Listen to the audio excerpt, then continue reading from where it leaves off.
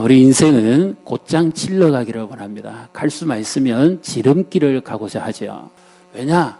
우리는 살아온 삶이 고단하다는 걸 압니다. 거꾸로 돌아간다는 것은 그만큼 힘든 일이에요. 감동적인 한 실제적인 사건이 있었는데요. 미국의 체육교사가 이제 아이들을 가르치면서 자기의 평생의 꿈을 다 이루지 못하는 그것에 늘 이렇게 가슴 아리가 있습니다. 왜냐? 그가 메이저리그, 마이너리그에 도전했다가 부상을 입고 실패를 했기 때문입니다. 그런데 그의 아내도 그가 다시 이 야구계에 발을 들여놓는 것을 원하지 않습니다. 부유하지는 않지만 그래도 매월 정기적으로 이제 월급이 들어오니까 안정된 생활을 할 수가 있으니까 절대 반대합니다. 그런데 이 아이들을 가르칠수록 자기 안의 꿈은 더 커져 나가는데요. 현실과 이 자신의 꿈과의 갈등이 엄청납니다. 괴리가. 이것 때문에 부부간에 다투기도 하고 엄청난 많은 갈등을 겪게 됩니다. 아내의 말은 그렇습니다. 나는 당신이 다시 몸이 다치는 걸 원하지 않는다. 당신의 꿈은 너무 좋은데 나는 당신이 다시 만약에 부상을 당하거나 몸이 다치면 그때는 정말 감당하기 어렵다. 그리고 반대합니다. 남편은 현실을 알기 때문에 무시하지를 못합니다. 아내의 생각에 동의를 하면서도 늘 아이들에게 가르칠 때만 되면 자기가 못다 이런 꿈을 이루고 싶은 열정에 사로잡힙니다. 근데 그의 나이가 많습니다. 인생을 거꾸로 돌아간다면 어떻게 될까요?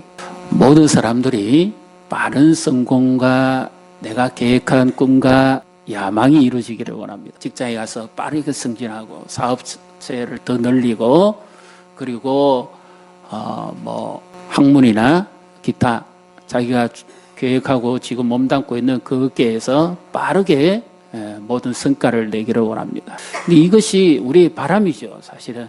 그것이 잘못됐다고 볼 수는 없습니다. 그런데 하나님은 때로는 우리가 원하는 거하고 하나님이 원하실 때가 좀 다를 때가 있습니다. 마치 하나님이 우리의 인생을 거꾸로 돌리는 듯한 그런 시간들을 허락하실 때가 있습니다. 늘 그러면 곤란하겠죠. 가끔은 그렇습니다. 오늘 이 자리에 우리가 전반기 6개월을 마치고 맥주 감사절까지 풍성하게 지냈지만 여전히 내 삶은 마치 제자리 걸음하는 것 같기도 하고 어쩌면 뒤로 돌아가는 것 같은 내 인생이 거꾸로 되돌아가는 것 같은 그런 형편에 빠진 분 계십니까? 하나님이 왜 그러실까요? 오늘 이 하나님의 말씀에서 보면 하나님이 이스라엘 백성들을 430년 애굽 땅 종살이하던 곳에서 건져내어서 하나님 능력으로 그들을 건져내어가지고 약속의 땅 가나안을 향해서 지금 출발하는 길입니다. 그리고 고센에서 가나안 땅까지는 가장 빠른 길로 가면 지금의 교통 상황이 아니죠. 그 당시에 한 3,000년, 4,000년 전의 교통 상황으로 국제 무역로가 있습니다. 지금의 팔레스타인, 이 블레셋 해안가를 돌아가면 거기는 곱게 뻗은 지름길이 있습니다. 이스라엘 백성이 장정만 60만 명, 남녀노소 포함하면 200에서 300만 명, 그리고 우양을 거느리고 간다 할지라도 최소한 한 열흘에서 12일 정도만 가면 도착할 수 있는 가장 고든 뻗은 길이 있습니다. 일종의 지름길이죠. 얼마나 기대했을까요? 430년 동안 애굽 땅을 벗어나 본 적이 없는 노예들입니다. 그런데 하나님의 능력으로 강복을 받고 해방을 받아서 그들이 가는데 하나님이 가는 길에서 돌이키십니다. 왜 돌이키십니까? 하나님이 능력이 없어서 돌이킵니까? 더 빨리 가게 하시면 되죠. 구름기둥, 불기둥만 덮어줄 게 아니라 하나님이 그들을 아예 다 들어가지고 바로 가나안 땅으로 가기는 못하십니까? 하나님 능력이 그 정도는 안 되는가요? 창조주가? 왜 구태여 돌아가게 합니까? 17절, 18절까지 같이 읽습니다. 바로가 백성을 보낸 후에 블레셋 사람의 땅의 길은 가까울지라도 하나님이 그들을 그 길로 인도하지 아니하셨으니 이는 하나님이 말씀하시기를 이 백성이 전쟁을 하게 되면 마음을 돌이켜 애굽으로 돌아갈까 하셨습니다. 그러므로 하나님이 홍해 광야 길로 돌려 백성을 인도하시며 이스라엘 자손이 애굽 땅에서 대열을 지어 나올 때에 이해가 안 됩니다. 도무지 상식적으로 그 편하고 좋은 길, 지름길, 고든 길, 쉽게 갈 수 있는 길을 놔두고 왜 하나님이 구태여 홍해 쪽으로 돌아가는 광야길입니다. 이 광야는 위험합니다. 출애굽기 17장에 보면 아말렉 족속이 쳐들어오잖아요. 이와 같이 광야에는 곳곳에 도적대들이 있습니다. 지금은 잠시라도 지체하면 안 돼요. 하루라도, 한시라도 빨리 가야 됩니다. 200만, 300만이면 지금의 대구 광역시 시민만큼 됩니다. 그 인구가 동시에 이 광야길을 간다고 생각해 보십시오. 얼마나 더디겠어요. 얼마나 지체하겠습니까? 그리고 광야가 뭐 시원한 에어컨 밑에 가는 겁니까? 아니잖아요. 저도 사막길 한 가본 적 있는데 막 숨이 탁 막히고, 그런데 그 길을 간다래요. 지금은 무슨 일이 있어도 가장 빠른 길은 어떤 길이에요? 이 길로 곧장 가는 길입니다. 뒤로 돌아보면 안 돼요. 무조건 앞만 보고 가야 됩니다. 인생은 미래지향적으로 무조건 앞만 보고 가야지 되돌아가면 안 됩니다. 되돌아가면 가는 만큼 다시 되돌아와야 돼요. 그러니까 무조건 빨리, 우리나라 사람 빨리빨리 직진, 무조건 빨리 가야 돼요. 그런데 하나님이 이스라엘 백성을 누구보다도 사랑하시고 그래서 구원하셨으면 책임을 지셔야죠. 그런데 이 어떻게 하나님이 돌아가면 누구를 만나게 될까요? 바로의 특수부대를 만나게 됩니다. 지금 바로가 하나님의 능력에 못 이겨서 어쩔 수 없이 가라, 나가라, 다 나가라. 이거는 학생 시험 답안지가 아니고 바로의 외침입니다. 죽을 것 같으니까. 장자까지 잃었으니까 빨리 데리고 나가라. 모세와 아론에게 간청하다시피 해서 그 백성을 보냈습니다. 그런데 10가지 재앙 중에 농작물에 우박도 떨어지고 막 이래가지고 농산물이 하나도 없습니다. 그 이들을 보내면 안 되는 거예요. 그래서 특수부대를 보내가지고 이스라엘 백성들을 뒤를 쫓아가게 만듭니다. 이런 상황에 하나님이 돌리시면 될까요? 지금 우리가 어떻게 살아가는지 하나님이 아시는데 왜 우리의 인생을 때로는 거꾸로 돌리실까요? 경제 사정도 아시고 집안 살림도 알고 직장 형편도 알고 나라 살림도 알고 심지어 내 영적 형편도 아시면서 하나님이 왜 돌립니까? 더 빨리 가게 하실 수는 없나요? 하나님의 능력이 제한을 받지 않으시는 분인데 왜 구태여 돌아가게 합니까? 하나님은 무엇을 말씀하실까요? 17절을 우리 다시 읽습니다. 바로가 백성을 보낸 후에 블레셋 사람의 땅의 길은 가까울지라도 하나님이 그들을 그 길로 인도하지 아니하셨으니 이는 하나님이 말씀하시기를 이 백성이 전쟁을 하게 되면 마음을 돌이켜 애굽으로 돌아갈까 하셨습니다. 아멘. 무엇을 하나님이 염려하십니까? 그들은 곧장 가기만 하면 무조건 가나안 땅으로 갈 수 있다고 생각했습니다. 꿈에 부풀었어요. 생각이 앞섰습니다. 가슴 벅찬 그런 발걸음을 행진하고 있었습니다. 그런데 하나님은 그 백성들이 미처 준비되지 못했다는 것을 아십니다. 뭘 준비 못했지요? 이들은 군사가 아닙니다. 애굽 땅에서 노예 생활했던 사람이지. 시키면 시키는 것만 했지 전혀 저항력을 가지지 못한 사람. 싸울 수 있는 준비가 되지 않았어요. 군대 조직이 없습니다. 무기도 없습니다. 그러니까 이 광야는 하나님만 책임져야 됩니다. 여기서 왜 전쟁을 두려워했다고 그렇게 하십니까? 하나님이 싸워주시면 되지 뭐. 하나님이 불말과 불병거를 그 엘리사 시대에 나오잖아요. 그런데도 하나님이 기계처럼 움직이지 않으시고 우리가 할 일은 우리가 하게 하시고 하나님이 하실 일을 하나님이 하게 하시고 이것이 믿음 안에서의 소통입니다. 가만히 있으면 하나님 우리 일 다 안 해주셔요. 기도만 한다고 다 이루어지는 거 아닙니다. 내가 할 일은 내가 하고 하나님이 하실 일은 하나님이 하시고 분업이면서 동행입니다. 이 블레셋 땅은 그 당시에 지중해 연안에 있어서 애굽의 영향을 받고 있었습니다. 애굽의 위성 국가라고 볼 수도 있죠. 수호를 맺고 워낙 애굽이 강대국이니까 블레셋이 아직 힘을 발휘하지를 못합니다. 그리고 이 지중해 연안을 가는 곳곳에 가나안까지 가는 그곳에는 바로의 국경 수비대가 포진하고 있습니다.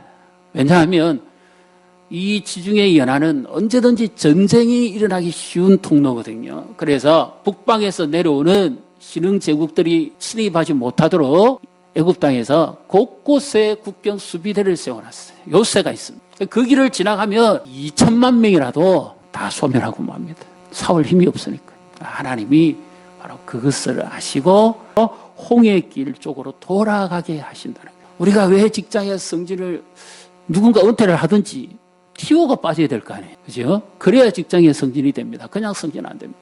낙하산 같으면 모르겠지만 보통은 그냥 성진이 없어요. 노력하고 성과를 내고 신임을 얻고 그렇게 해야만 성진이 가능하죠. 기술을 보이든지 타고난 어떤 실적이 나타나야 성진이 가능합니다. 사업체도 마찬가지죠. 거래처와 신임을 쌓고 실적이 나와야 됩니다. 은행권도 마찬가지잖아요. 대출해주지 않잖아요.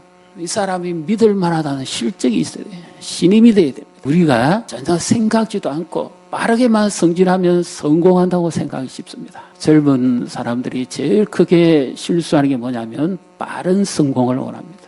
빠른 성공을 하게 되면 점차 자기의 야망에 빠지기 시작하고 하나님의 말씀에서부터 멀어질 수가 있습니다. 젊은이들이 가장 두려워야 될 게 있는데 그게 뭐냐? 빠르게 성공하는 거예요. 빠르게 성공하는 사람 치고 빠르게 망하지 않는 사람이 없습니다. 어떤 일을 해서 성과를 한번 내기 시작하면 그 꿈에 부풀어가지고 더 빨리, 더 많이 여기에 몰입하기 시작합니다. 그러면 점차 자기의 욕망을 추구하고 살아가게 되고, 그렇게 되면 그리스도인은 어떻게 될까요? 하나님으로부터 더 멀어집니다. 예배도 등한시하게 되고 사업이 또 중요하니까요. 지금 일이 잘 되고 있는데 한시도 쉴 수가 없는데요. 성진하게 되면 여기저기 왔다 갔다 해야 될 때가 많습니다. 출장이 많습니다. 그것뿐만 아니죠. 직장 안에 스트레스, 다퉈야 될 사람이 많습니다. 갈등이 많아집니다. 이런 것들에 대해서 우리가 전혀 준비가 되지 않은 가운데서 그 자리에 오르면 곧 넘어지게 돼요. 하나님은 이 백성이 전쟁을 할 준비가 되지 않았다고 했는데, 우리는 영적 준비가 아직 되어 있지 않으면 하나님은 바로 가게 하시지 않습니다. 사람을 사랑하고 그를 섬길 수 있는 이런 믿음의 자세가 되어 있지 않은 사람은 성공하면 안 됩니다. 지배해버립니다. 요셉이 훌륭한 점은 그는 밑에서부터 감옥 생활도 해보고 노예 생활도 해보고 그렇게 함으로써 사람 섬기는 법을, 소중한 법을 알았어요. 그리고 그 하나님과 함께하고 사람과 함께하는 법을 요셉은 배웠습니다. 그리고 그는 항상 섬기는 자였죠. 그러니까 나중에 애굽의 총리가 되었을 때도 바로도 섬기고 그 백성들도 섬기고 사랑할 줄 아는 사람이 된 거예요. 나는 준비가 됐습니까? 하나님은 우리가 알지 못하는 가운데서도 일하시고, 하나님은 우리가 생각하지 못한 방법으로도 인도하시는 분인 줄 믿으시기를 바랍니다. 그래서 그러면 인생 거꾸로 돌아간다고 생각하시면 어떻게 하면 될까요? 내게 현재에 있는 것부터 다시 우리가 점검해 볼 필요가 있습니다. 우리 18절, 19절의 말씀을 우리 같이 읽습니다. 그러므로 하나님이 홍해의 광야 길로 돌려 백성을 인도하심에 이스라엘 자손이 애굽 땅에서 대열을 지어 나올 때에 모세가 요셉의 유고를 가졌으니 이는 요셉이 이스라엘 자손으로 단단히 맹세하게 하여 이르기를 하나님이 반드시 너희를 찾아오시리니 너희는 내 유고를 여기서 가지고 나가라 하였음이더라. 아멘. 홍해의 길로 돌아가는데 그 백성들이 반드시 들고 가야 될 게 있습니다. 그것이 뭐냐 하면 요셉의 유골이 담겨 있는 관이지요. 이미 요셉은 죽었고 관을 메고 약속의 땅 가나안 땅으로 올라가라. 이것은 요셉이 당부했던 유언의 말씀이고 그의 신앙 고백이기도 합니다. 우리 창세기 50장 24절부터 우리 26절까지입니까? 같이 읽습니다. 요셉이 그의 형제들에게 이르되 나는 죽을 것이나 하나님이 당신들을 돌보시고 당신들을 이 땅에서 인도하여 내사 아브라함과 이삭과 야곱에게 맹세하신 땅에 이르게 하시리라 하고, 요셉이 또 이스라엘 자손에게 맹세시켜 이르기를 하나님이 반드시 당신들을 돌보시리니 당신들은 여기서 내 해골을 메고 올라가겠다 하라 하였더라. 아멘. 요셉이 죽으면서 히브리서 11장에도 요셉의 그 아름다운 삶과 그 이야기가 많음에도 불구하고 히브리서 11장에 딱 기록하고 있는 것은 한 사건입니다. 어떤 사건이요? 요셉은 임종시에 이스라엘 백성들에게 자신의 유고를 메고 가나안 땅에 올라가라고 했다. 이 믿음입니다. 아브라함과 이삭과 야곱에게 맹세하신 그 땅에서 자신이 묻히기를 원하는 것. 그 신앙 고백이에요. 그래서 어떻게 하란 말이에요? 그들이 광야 길을 가면서 반드시 깨달아야 될 것이 있습니다. 시청각 교육이에요. 요셉의 관을 메고 갈 때마다 사람들이 무엇을 생각하도록 하나님이 요구하실까요? 하나님의 말씀대로 된다. 요셉의 인생을 통해서 또 그들의 선조 아브라함과 이삭과 야곱의 그 삶과 생애를 통해서 하나님이 어떻게 그들에게 나타나셨고 하나님이 어떻게 그들에게 일하셨고 하나님이 어떻게 그들과 동행하셨는지를 하나님의 언약을 성취하신 것을 보여주는 증거가 바로 요셉의 관 속에 담겨 있는 하나님의 메시지입니다. 지금 인생이 돌아간다고 생각하세요? 그렇다면 지금 내가 하고 있는 것부터 먼저 점검해 봐야 됩니다. 나는 매일 하나님의 말씀을 가까이 하고 있습니까? 내 인생을 거꾸로 돌아가는 듯 할 때 원망하고 불평하고 하나님이 왜 이러시냐고, 하나님 우리 가정에 왜 이런 어려움을 주시냐고, 우리 사업장을 왜 이렇게 힘들게 하시냐고, 내 눈에 보시는 것대로만 반응하지 마시고 나는 내가 해야 될 것을 하고 있습니까? 매일매일 요셉의 간을 통해서 주시는 메시지, 하나님이 말씀하시는 것, 거기에 귀를 기울이고 있습니까? 광야는 길이 안 보입니다. 그러나 광야도 길입니다. 다발 말씀입니다. 미드발 광야입니다. 같은 의원입니다. 광야는 길은 없지만 오직 한 가지 길이 있습니다. 한번 따라해 보실래요? 광야에는 말씀의 길이 있습니다. 지금 광야를 지나고 계신가요? 인생이 돌아간다고 생각합니까? 지름길이 아니라 뭔가 거꾸로 돌아가는 듯한 갈등과 충돌과 다툼과 원망이 있습니까? 그렇다면 내가 해야 될 일을 먼저 하십시오. 나는 말씀의 인도하심을 받고 있습니까? 주의 말씀은 내 발에 댕기어 내 길에 비치니라고 하는 보이지 않는 길을 날마다 나에게 인도해 가시는 그 말씀의 길을 따라가고 있습니까? 지금 내가 해야 될 일입니다. 가장 기본적인 것부터 먼저 하십시오. 하나님이 때로 보이지 않아도, 하나님이 내 생각과 다르게 인도하셔도 내가 해야 될 일을 먼저 하셔야 돼요. 하나님 그분은 그분이 하시는 일을 하십니다. 믿습니까? 분업이라 그랬잖아요. 동업이라 그랬잖아요. 마음이 맞아요. 하나님은 하나님의 일을 하십니다. 나는 뭐 해야 됩니까? 나는 내 일을 해야 돼요. 나는 날마다 말씀 안에서 한 걸음 한 걸음 그분의 길을 따라가야 돼요. 요셉의 유고를 통해서 보여주는 메시지입니다. 하나님의 말씀대로 반드시 이루어진다. 믿으시기를 바랍니다. 그래서 내가 놓쳐버린 것부터 먼저 다시 회복하십시오. 하나님의 말씀의 길을 따라가셔야 됩니다. 그 길을 가야만 광야를 통과할 수가 있습니다. 때론 돌아가게 해도 하나님은 결코 넣지 않으시는 분입니다. 하나님이 이 광야에서 그들에게 요구하시는 게 뭘까요? 이 광야에서 나는 너희들에게 요구할 것이 하나밖에 없다. 왜요? 하나님이 이스라엘 백성들에게 너희 마실 물을 준비해라. 너희 먹을 떡을 충분히 준비해라. 그렇게 요구하신 적이 없습니다. 광야에서 농사 지으라고 요구하신 적도 없습니다. 그래서 마실 것도 먹을 것도 전혀 준비하게 하시지 않았습니다. 그래서 그 백성들이 반응하게 하는 것은 이 광야에서 우리는 오직 하나님만 찾아야 된다. 하나님의 말씀대로만 가야 된다. 그것을 깨닫기를 하나님이 원하시는 겁니다. 그래서 하늘에서 만나를 내려주시기도 하고 반석에서 물을 주시기도 하는 이유는 그 백성들로 하여금 준비하라고 하신 게 아니에요. 그들이 해야 될 것은 오직 하나님의 말씀을 날마다 믿고 이 요셉의 관을 시청각적으로 보여주면서 항상 그 말씀이 우리 앞에 간다. 이것을 하나님이 강조하시기를 원했던 거예요. 이 말씀을 놓치면 인생이 되돌아가더라도 돌아올 방법이 없어요. 말씀을 가까이 하라고 다른 것을 가까이 하면 오히려 더 혼미해집니다. 예배에 오셔서 제일 먼저 예배의 순서를 보시고 말씀을 찾으시고 그 말씀 앞에서 오늘 하나님 내게 말씀하옵소서. 한 주간의 삶을 사시면서도 하나님 예배 중에 나에게 말씀하십시오. 사마리아 여인이 예수님을 찾는 것처럼 그렇게 하나님의 말씀을 갈급해 사모해야 돼. 인생의 광야, 영적인 광야, 시련의 광야, 실패의 광야, 거꾸로 돌아가는 듯한 이 삶을 살아간다면 철저하게 하나님만 의지하는 것을 배워야만 돼요. 이것이 통과되지 않으면 재시칩니다. 그래서 내 인생은 또 돕니다.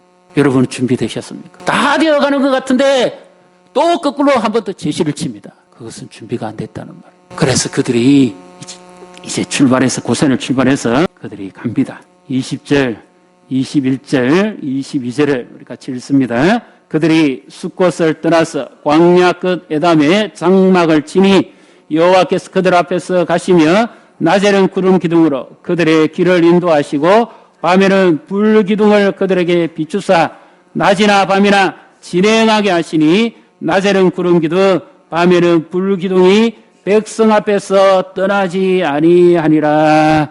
아멘. 광야에는 도적대도 많고 무서운 짐승도 많습니다. 나중에 우리 가보면 신광야에 가면 나르는 불뱀도 막 나타납니다. 가장 무서운 게 뭐죠? 추위입니다. 낮과 밤의 기온 차이가 그렇게 많이 납니다. 저도 최근에 그 디르키아와 그리스 가봤는데요. 아침에는 거의 얇은 패딩 같은 걸 하나 걸쳐가야 되고, 낮에는 막 거의 다 벗어야 돼요. 밤에는 또 위에 그 바람막이 옷을 또 입어야 돼. 그만큼 기온 차이가 심합니다. 더 높은 데는 가면 뭐 3배 돼. 이 광야에 좋은 길도 아니고 지름길도 아니고 황폐한 길이고 낮과 밤의 기온 차이가 뭐 너무 많이 나니까 얼어 죽을 수 있습니다. 그래서 하나님께서 그 백성들을 사랑하시고 보호하십니다. 19절 마지막에 한번 보십시오. 아주 어미심장한 단어가 하나 나옵니다. 요셉이 이스라엘 자손으로 하여금 단단히 맹세하게 하고 그 약속이 뭐가 나오죠? 하나님이 반드시 너희를 어떻게 해요? 찾아오시리니 너희는 내 유고를 여기서 가지고 나가라 하였습니다. 요셉이 임종시에 말했던 말인데요. 그 광야에. 그런데 그 말씀대로 준행하니까 하나님이 그 두렵고 무서운 광야에 찾아오시는데 어떻게 찾아오십니까? 낮에는 구름 기둥으로, 밤에는 불 기둥으로 찾아오십니다. 기적을 자꾸 숭상하지 마세요. 기적은 그렇게 쉽게 안 나타납니다. 말씀을 의지하고 가면은 하나님께서 그 말씀 안에서 우리에게 낮에는 구름 기둥, 밤에는 불 기둥 은혜를 베푸시는데 성령의 감동을 우리에게 주십니다. 내 생각대로 하지 않고 하나님의 뜻을 추구하게 하고 하나님이 원하시는 것이 무엇인지를 깨닫게 합니다. 로마서 8장 28절부터 쭉 보면 그렇죠. 모든 것을 합력해서를 이루는데 성령이 우리 안에서 말할 수 없는 탄식을 하게 하고 하나님이 기뻐하시는 뜻대로 성도들을 위하여 간구하게 하시더라. 성령을 언제 일하시고 언제 움직이십니까? 온 천하에, 온 우주에 성령은 충만하십니다. 그러나 우리가 날마다 하나님의 말씀을 읽고 가까이 할 때 성령이 우리에게 깨닫게 하십니다. 교훈하십니다. 말씀하십니다. 하나님께 예배하는 자는 영과 진리로 예배할지라 그러죠. 성령이 우리의 영에 말씀하십니다. 그래서 그것을 우리가 깨닫게 하고 그 말씀을 준행하며 살게 합니다. 비록 돌아가는 인생이라 할지라도 성령의 인도하심에 끌려야 됩니다. 육체를 따라 행하면 망합니다. 그러나 영으로서 성령을 따라가면 생명과 평안이 주어집니다. 이 광야길을 우리는 날마다 말씀을 따라가야 되고 성령의 인도하심을 받아야 됩니다. 보이지 않습니다. 성령이 매 순간순간 우리의 삶에 간섭하시고 기도하고 간구할 때 우리를 인도해 가시죠. 히브리서 12장 1절부터 3절에 나오는 말씀입니다. 같이 읽습니다. 이러므로 우리에게 구름같이 둘러싼 허다한 정인들이 있으니 모든 무거운 것과 얽매이기 쉬운 죄를 벗어버리고 인내로서 우리 앞에 당한 경주를 하며 믿음의 주여 또 온전하게 하시는 예수를 바라보자. 그는 그 앞에 있는 기쁨을 위하여 십자가를 참으사 부끄러움을 개의치 아니하시더니 하나님 보좌 우편에 앉으셨느니라. 3절이요. 너희가 피곤하여 낙심하지 않기 위하여 죄인들이 이같이 자기에게 거역한 일을 참으신 일을 생각하라. 2절로 다시 한번 가주십시오. 2절. 인생이 돌아가고 광야를 지나가시는 것 같다면 인내가 그냥 안 됩니다. 믿음의 주요, 믿음의 시작이요, 완성케 하신 예수 그리스도를 바라볼 수 있는 믿음이 날마다 그분의 은혜 가운데 우리에게 주어져야 됩니다. 이것이 인내입니다. 그냥 인내가 아니에요. 믿음의 인내입니다. 고난 가운데 계십니까? 시련 중에 계십니까? 인생 광야를 걷고 있습니까? 내 힘으로 안 돼요. 예수님을 바라보는 거, 한 번 바라보는 게 아니라 여기 관사가 지속적으로 바라보라는 거예요. 날마다 예수 그리스도의 십자가를 깊이 묵상하고 생각하라는 거예요. 그래서 히브리서 11장에 전부 믿음의 장이라 그러죠. 믿음의 사람들이 나오고 그 다음에 나오는 게 12장입니다. 그들의 조상들의 믿음의 마침을 누가 하느냐? 예수 그리스도가 하신다고 말해요. 구약에서는 하나님이 선지자들과 종들을 통해 말씀하셨지만 이 신약 시대에는 하나님이 그 아들을 통해서 말씀하신다. 예수 그리스도를 통해서. 그래서 예수님이 십자가를 지실 때 그 부끄러움을 개의치 않았다는 것은 이후에 주실 하나님의 영광을 바라보면서 자원해서 십자가를 지셨다는 말입니다. 지금 인생이 돌아가고 마치 거꾸로 사는 것 같고 광야 길을 가는 것 같고 낭패를 당하는 것 같고 시련의 길을 걷는다면 그것 보고 가면 안 돼요. 하나님이 나를 위해 예비하신 것은 그 다음입니다. 그 다음이 있습니다. 이것이 끝이 아니에요. 부부간에 신앙 레벨이 안 맞아서 다투는 가정이 많습니다. 나는 이러고 싶은데 남편은 그렇게 안 하는 경우가 많고 반대로 남편이 신앙이 더 좋은 가정이 있어요. 어디에 초점을 맞춰야 될까요? 예수님께 초점을 맞추십시오. 그래야 평균이 됩니다. 제가 처음에 말씀드렸던 그 한 사람은 미국의 전설적인 메이저리그 투수 짐 모리스입니다. 지미 모리스라고 하죠. 루키라고 하는 영화도 나왔는데 실화입니다. 35세의 고등학교 교사가 자기의 꿈을 마침내 펼치기 위해서 도전합니다. 그런데 쉽지가 않아요. 좌절도 있고 갈등도 있고 힘든 일도 있고 스트레스도 받고 포기하고 싶어 돌아가고 싶어 하는데 그 아내가 그렇게 반대했던 그 아내가 오히려 격려합니다. 나는 당신을 믿는다. 당신은 반드시 그 꿈을 이룰 것이다. 격려합니다. 그러면서 아니 나는 지금 너무 힘들어 지쳐서 포기하고 싶어. 근데 돌아가고 싶어. 아이들도 보고 싶고 해야 될 일이 많잖아. 집안일도. 그러니까 그 아내가 이렇게 말합니다. 나는 텍사스 출신이야. 얼마든지 감당할 수 있어. 우리 한번 이 의미를 바꿔보십시다. 나는 그리스도인이야. 얼마든지 견딜 수 있어. 옆에 분 보시고 축복하십시오. 당신은 그리스도인입니다. 얼마든지 인내할 수 있습니다. 아내에게도 말하십시오. 당신은 그리스도인입니다. 얼마든지 견딜 수 있어. 남편에게도 말하십시오. 내가 당신을 만나기 최고의 축복입니다. 비록 시련의 일이 있을지라도 끌로 돌아가는 인생을 사는 것 같을지라도 하나님의 말씀을 매일매일 따르고 성령의 감동을 따라서 주님만 의지하고 기도하고 간구하신다면 돌아가는 인생도 언젠가 지름길이 나올 겁니다. 왜 하나님이 이 길을 인도할까요? 그 길 외에는 다른 길이 없기 때문입니다. 그것이 가장 빠른 길입니다. 가장 지름길은 하나님과 함께 하나님의 말씀을 따라가는 길인 줄 믿으시기를 바랍니다. 하나님은 시간과 공간을 제한받지 않으시는 분이죠. 우리는 시간, 공간의 제한을 받습니다. 하나님은 하시면 가장 정확한 길만 가십니다. 비록 더딘 것 같을지라도 하나님이 하시는 것이 가장 정확합니다. 예수 그리스도를 바라보시고 날마다 그분의 십자가 앞에 내 자신을 내려놓고 내 욕망을 묻고 성령의 인도하심을 따르십시오. 그러면 언젠가 나도 모르는 사이에 내가 하나님의 사람이 될 것이고 하나님이 준비한 사람이 되게 될 것이고 하나님이 약속하신 그 무대에 서게 될 것입니다. 하나님의 이 은혜가 우리 가운데 함께 하시기를 주님의 이름으로 축복합니다.